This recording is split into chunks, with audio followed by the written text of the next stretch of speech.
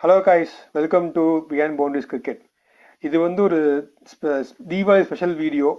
எங்கள் 3 பேருக்கும் cricketing memory பெருசாக தெரில. எங்கள் குரூப்பில் வந்து இந்த சேனல்லே வந்து ஒரு ஸ்டாட்ஸ் குரு இருக்கார். அவர் வந்து கிரிக்கெட்டிங் மெமரிஸ் தீபாவளி மெமரிஸ், அதுவும் ஸ்பெஷல் மெமரி கொடுக்க போகிறாரு. அதை கேட்டு நம்மளும் தெரிஞ்சுப்போம், உங்களுக்கும் கொஞ்சம் இன்ஃபர்மேட்டிவாக இருக்கும். கேட்போம். பாலா, சொல்லுங்கள் ஸ்டாட்ஸ் குரு. அநியாயம் பண்ற ஸ்டார்ஸ் குருன்லாம் பேரை வச்சு எல்லாரும் கலாய்க்காதீங்க. ஆக்சுவலா எனக்கு வந்து தீபாவளி கிரிக்கெட் மெமரிஸ்ன்னு பார்த்தா எனக்கு வந்து சைல்ட்ஹுட் மெமரிஸ் தான். அதாவது சச்சினோட அந்த ஒரு brilliant knock against New Zealand 186 runs அடிச்சிருப்பான். அந்த அந்த மேட்ச்ல என்ன ஒரு பியூட்டினா, அது ஒரு ரெக்கார்ட் பிரேக்கிங் பார்ட்னர்ஷிப். சச்சினும் கிரேட் வால் டிராவிடும் ஒரு 331 ரன்ஸ் பார்ட்னர்ஷிப். அது வந்து ரொம்ப லாங் ஸ்டாண்டிங்கா அந்த பார்ட்னர்ஷிப் இருந்துச்சு. அந்த ரெக்கார்டை லேட்டரா தான் அது பிரேக் ஆச்சு. ஸோ எனக்கு அது ஒரு ரொம்ப இம்பார்ட்டன்ட் மெமரியா இருந்துச்சு என்னோட சைல்ட்ஹுட் டேஸ்ல. அதுவும் அப்ப வந்து ஒயிட்ஸ்ல போட்டு ஒன் டே ஆடுவோம், ஆஹ் இது ரெட் பால்ல. ஸோ அதனால இது வந்து ஒரு நல்ல மலரும் நினைவுகளா இருந்தது. அதுக்கப்புறம் பார்த்தா இப்ப ரீசெண்ட் மெமரின்னு பார்த்தா நிறைய மேட்சஸ் இருக்கு. தோனி அந்த லைக் தீபாவளிக்கு முன்னாடி ஒரு 2-3 நாள், 1 வீக் பிஃபோர்ல வந்து தோனியோட 183 ரன் கிளாசிக்லாம் ஞாபகம் இருக்கு. அதே மாதிரி இப்ப ரீசெண்ட் மெமரிஸ்ன்னு பார்த்தா நம்ம 2022 வேர்ல்டு கப், அது கோலி ஃபினிஷ் பண்ணி கொடுப்பான் பாரு ஹாரிஸ் ராஃபோட இதுல. நம்ம அஸ்வின் வேற வெல் லெஃப்ட் பண்ணுவாரு. அந்த இது எனக்கு வந்து, ஏன்னா எனக்கு என்ன ஞாபகம்னா, என்னோட கசின்ஸ் எல்லாரும் சேர்ந்து வெடிலாம் வெடிச்சு செலிப்ரேட் பண்ணோம். ஒரு 20 பேர் எங்க வீட்டுல மேட்ச் பார்த்து நல்லா ஸ்நாக்ஸ் எல்லாம் சாப்பிட்டு என்ஜாய் பண்ணி ஒரு ஃபன் பண்ணி பார்த்த மேட்ச் அது. ஸோ அதான் என்னோட மெமரி தீபாவளி இதை பொறுத்தவரைக்கும், அப்பார்ட் ஃப்ரம் பட்டாசு வெடிக்கிறது அதெல்லாம் தவிர. உங்களுக்கு என்ன?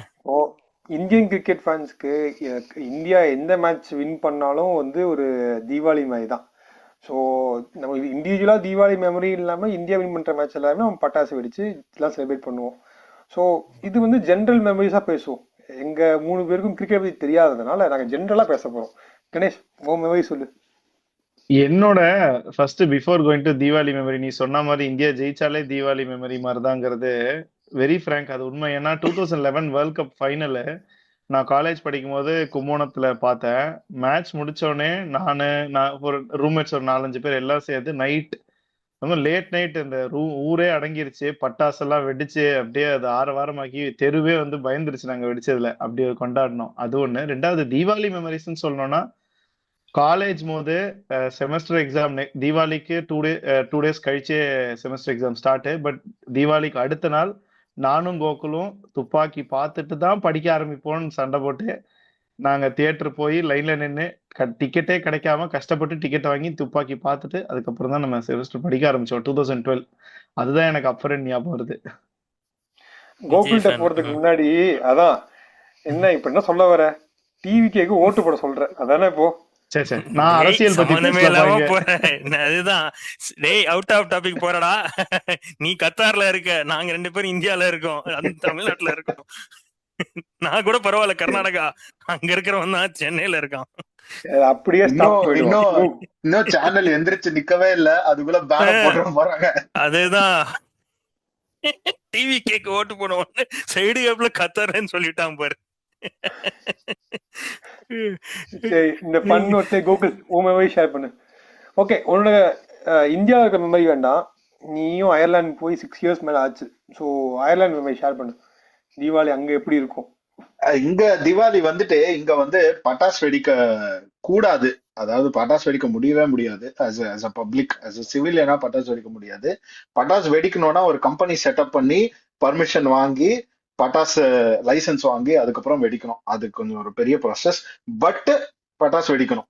ஓகே, ஸோ அதுதான். பட் நாங்க வந்து ஒரு 2-3 இயர்ஸ் முன்னாடி வெடிச்சிருக்கோம் அந்த மாதிரி இது. ஆனா இங்க ஒரு பெரிய இந்தியன் கம்யூனிட்டி இருக்கு அயர்லாந்துல. ஸோ அந்த இந்தியன் கம்யூனிட்டியோட வந்துட்டு ஒரு அட்லீஸ்ட் ஒரு ஒரு 200 பேராவது வருவாங்க. அதாவது தமிழ் தமிழ் கம்யூனிட்டியே 200 பேர் சூப்பர் வராங்க. சூப்பர். கொஞ்சம் தெலுங்கு, மலையாளம் அவங்கெல்லாம் வருவாங்க. ஸோ கொஞ்சம் கேரளால இருந்து, கர்நாடகால இருந்து அவங்கெல்லாம் கூட வருவாங்க.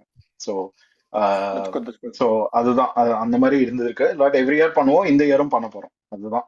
பட் இந்த That's year good. Hopefully cricketing மெமரியா வந்து ஃபர்ஸ்ட் ஓடிஐ கண்டிப்பா இருக்கும்னு நினைக்கிறேன். பார்க்கலாம், இந்த ஓடிஐ சீரிஸ் கண்டிப்பா இருக்கும். Adding okay. டு தட் எனக்கு இப்பதான் ஒரு ஞாபகம் வருது ஹரி.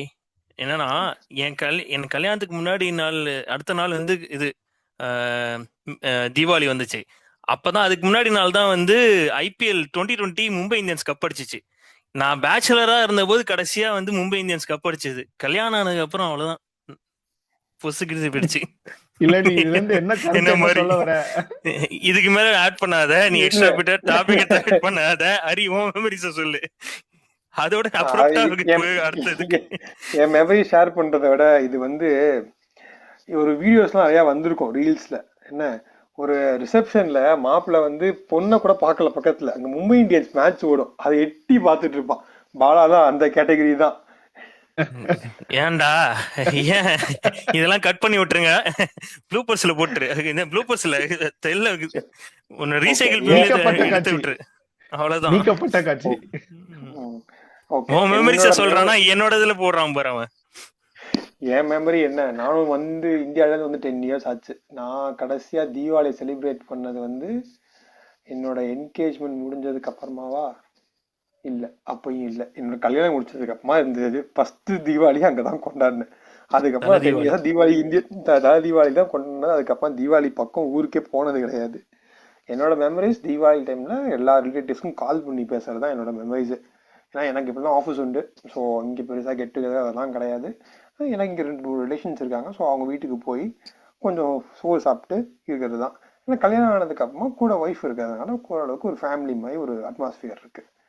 மற்றபடி பெரிய மெமரினா எனக்கு காலேஜ் டைம் இருக்கிற மெமரிஸ் தான். ஃபர்ஸ்ட் டே படத்துக்கு போயிடுவேன் தீபாவளிக்கு, வீட்டில் திட்டு வாங்கிறது உண்டு, எல்லாம் நடக்கும்.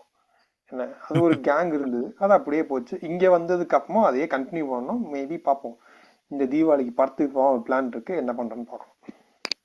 ஆமா, இப்ப நிறைய ஜென்சி படம் எல்லாம் வந்திருக்கு.